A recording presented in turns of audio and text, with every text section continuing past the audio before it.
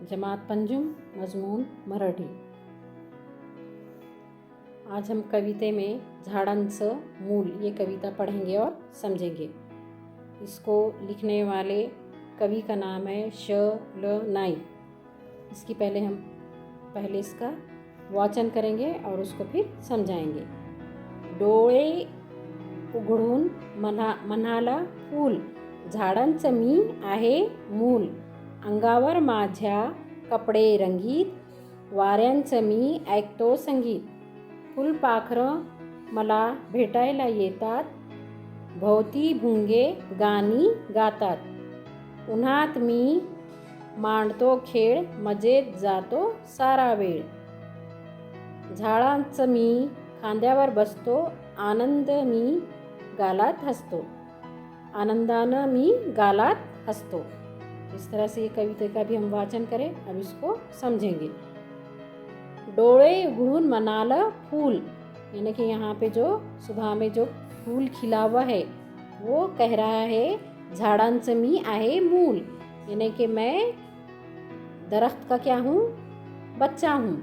अंगावर माझ्या रंगीत कपड़े, वाऱ्यांचं मी ऐकतो संगीत, यानी उसके कपड़े कैसे हैं, रंगीन है ना। अपन जैसा फूल देखते लाल पीला हरा, तो इस तरह से वो क्या कह रहा है, जो रंगीन जो है मेरे जो कलर है मेरे फूल का वो क्या है, मेरे कपड़े हैं। और वाऱ्यांचं मी ऐकतो संगीत, जो साए साए जो अलग अलग जो आवाज़ें आती हैं सुबह की हवा की, तो वो क्या है, वो उसको वो संगीत की तरह उस हवा को वो सुनता है।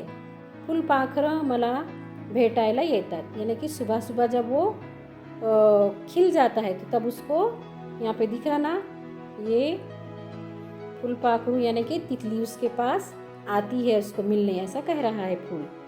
भोवती भुंगे गानी गातात, और उसके अलावा जो ये भुंगे नज़र आ रहे हैं ये उसके बाजू में गाने गाते हैं।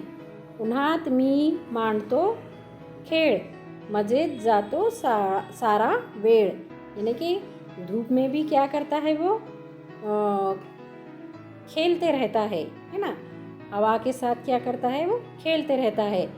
और इस तरह से उसका पूरा जो वक्त है कैसा जाता है, मजेत यानी कि मज़े में जाता है, यानी वो इंजॉय करता है।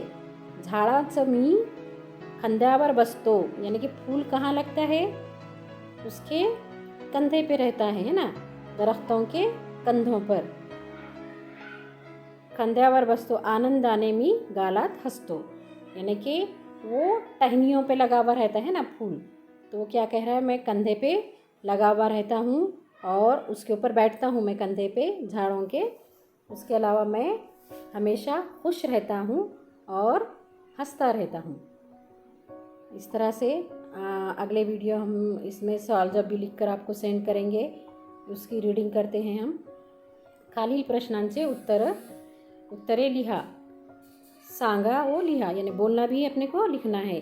या कवितेत तुमच्याशी कोण बोलत आहे, तो कौन बोल रहा है यहाँ पे, फूल बोल रहा है।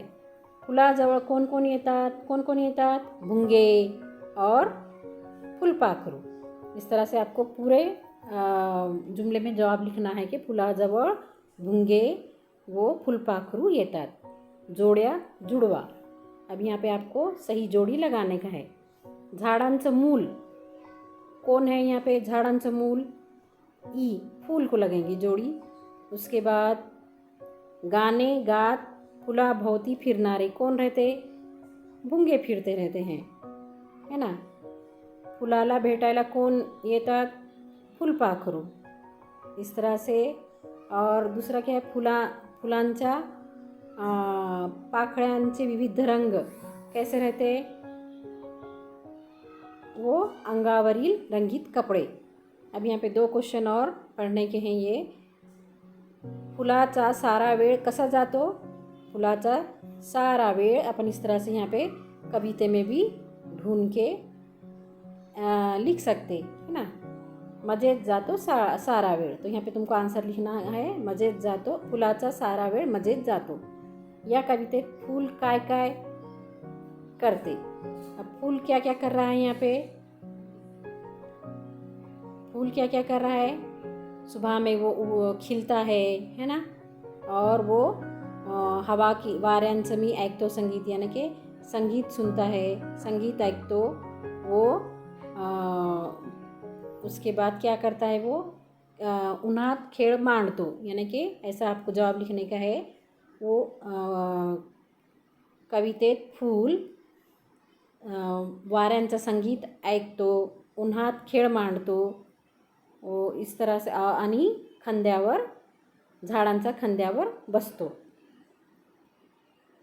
हे फूल करते, इस तरह से लिखने का है। और हम इसको अच्छे से लिख के सेंड करेंगे अगले वीडियो में। ठीक है, आज के लिए बस इतना ही।